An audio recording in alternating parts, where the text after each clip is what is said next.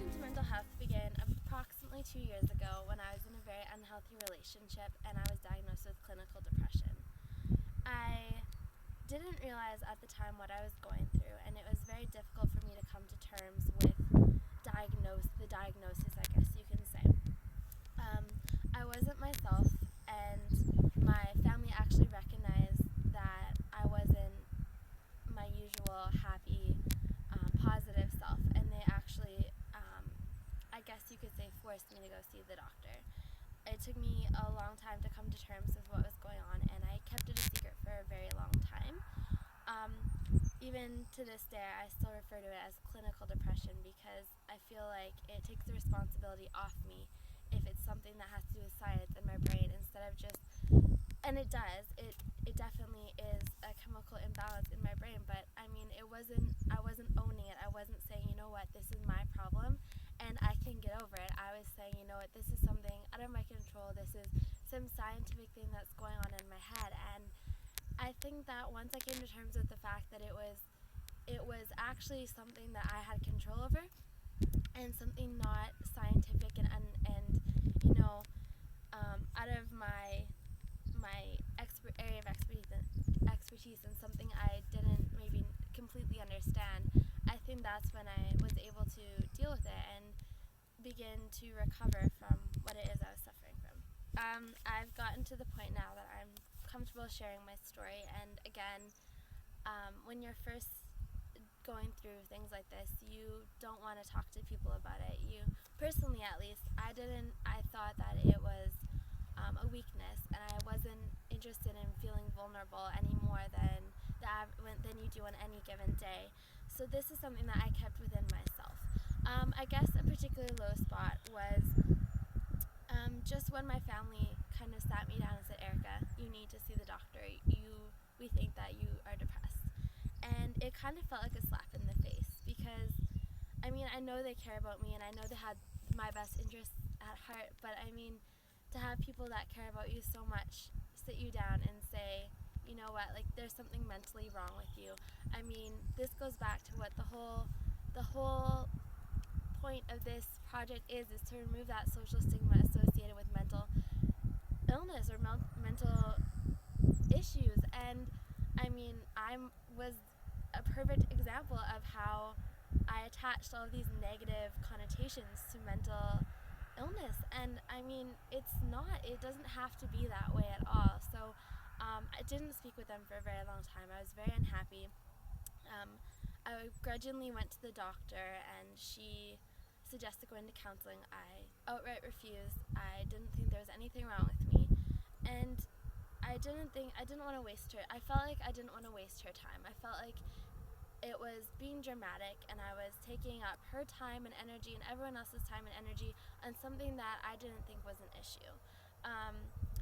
And I guess it's just a low point because it just slapped me right across the face. I had no idea that was why they wanted to talk to me.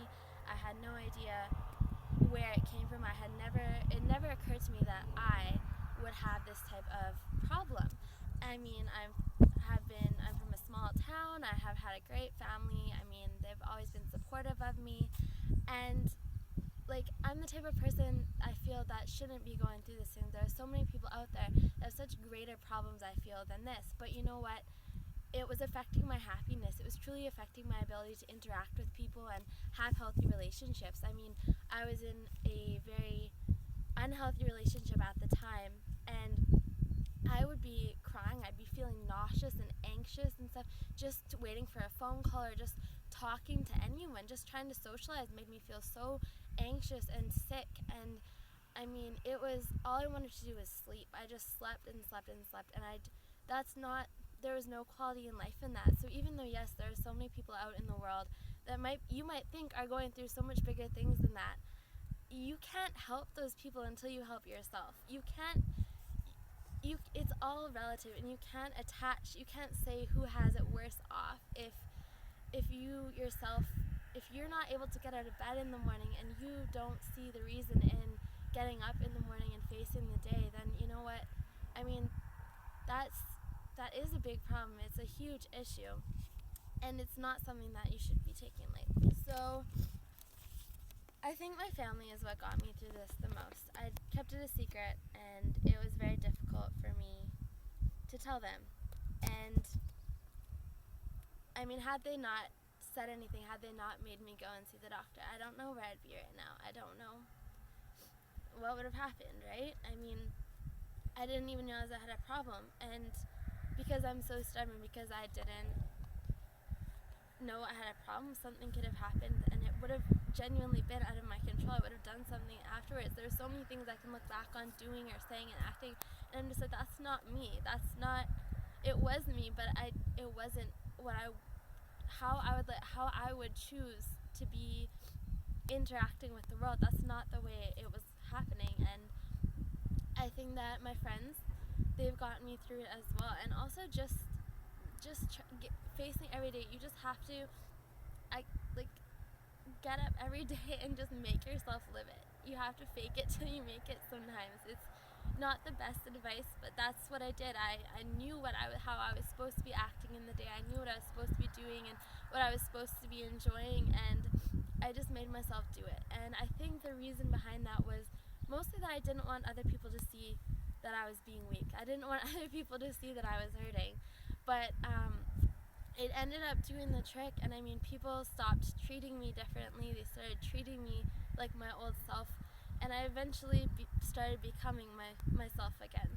And I mean, it hasn't been easy. It's been over 2 years, and I'm just starting to see the light on the horizon now.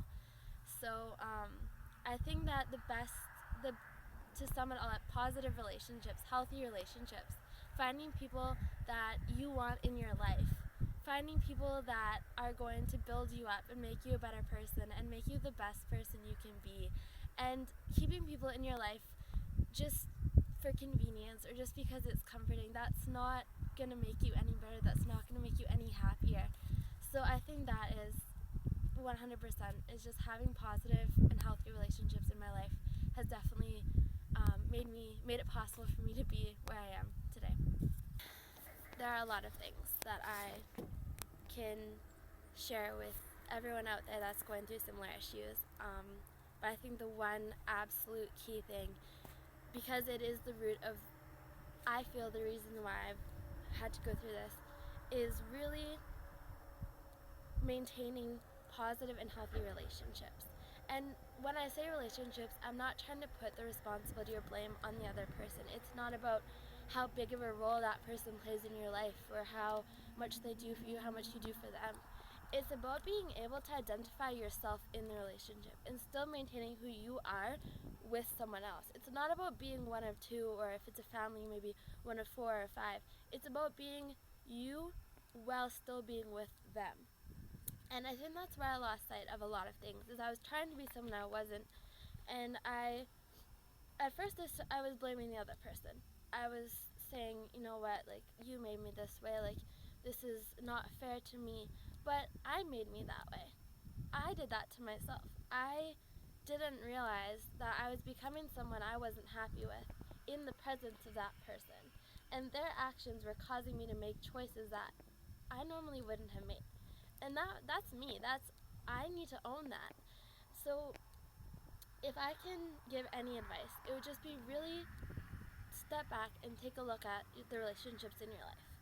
And if they have anything to do with what you're going through, that can be your friends, that can be your family, that can be boyfriends, girlfriends, aunts, uncles, cousins, whoever it is that you are interacting with, and you are basically relying on them for happiness and interacting with them on a daily basis. Look at those relationships and really see what kind of value you're getting from that. So in terms of my situation, I mean, I really lost sight of who I was, and I lost sight of what I wanted to try and become someone I wasn't, and that was what was making me unhappy. It wasn't that person. It wasn't that person. It was me. It was my choices and my decisions that I was making because I was with that person. And I mean, obviously that's not the reason perhaps for my medical diagnosis, but that definitely contributed to the fact of why I was feeling so down and low.